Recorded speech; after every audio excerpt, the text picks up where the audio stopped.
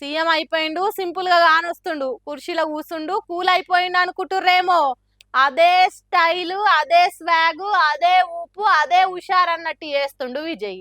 ప్రచారాలల్లా, public సభలనే కాదు, ఏకంగా అసెంబ్లీలనే ప్రతిపక్ష పార్టీ లీడర్లకు పంచులు వేసుకుంటా యాక్షన్ చేసి మరి అట్లుంటది దళపతితో అనిపించింది ఇట్లా.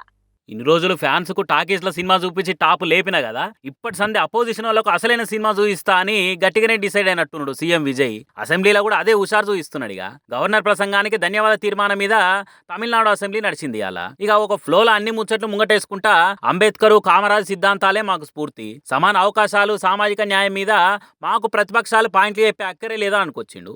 ఎవ్వరితోని ఎన్నికల్లో పొత్తులు పెట్టుకోకుండా పోటీ చేసి 35% ఓట్లతోని పబ్లిక్ ఆశీర్వదించి కుర్షిస్తే కూర్చొని పనిచేస్తున్నాము. ఇవాళ ప్రతిపక్షంలో ఉన్న పార్టీలు ప్రచారాల పబ్లిక్ తానుకొచ్చి మాది ఓ సినిమా యాక్టర్ పార్టీ, నేను అనుభవం లేని లీడర్ అండే కాకుండా కులము మతం అని కూడా చాలా గోడలు కట్టాలని చూసిరు నాకు పబ్లిక్ నడమ. కానీ జనాలు ఓటుతోని ఆ గోడలన్నీ బద్దలు కొట్టి ఆ పార్టీలకు బుద్ధి చెప్పినాయి. ఇంకా కూడా మా మీద బట్టగాల్సి మీదేయాలని చూస్తే మీకే మంచిది కాదనుకొచ్చిండు. ఇక పోయినసారి సర్కార్లో ఉన్న డిఎంకే పార్టీ నిధుల పేరుతోని భారీ అవినీతికి పరద తీసిందని అనేవారు అగో అట్లెట్లా అంటారు అనుకుంటా ఆ పార్టీ ఎమ్మెల్యేలు వాకౌట్ చేసి వరుస పెట్టి బయటికి పోయిర్రు. పోతేవో నీరి నా స్పీచ్ అయితే ఆగదనుకుంటా ఆయన చెప్పాలనుకున్న పాయింట్లన్నీ పట్ట చెప్పుకొచ్చిండు విజయ్. ఇక అంత అయిపోయినాక లాస్ట్ లో పెద్ద పంచే చేసిండు. ஒரு ஆக்ஷன் பண்ணணும்னு எனக்கு தோணுச்சு.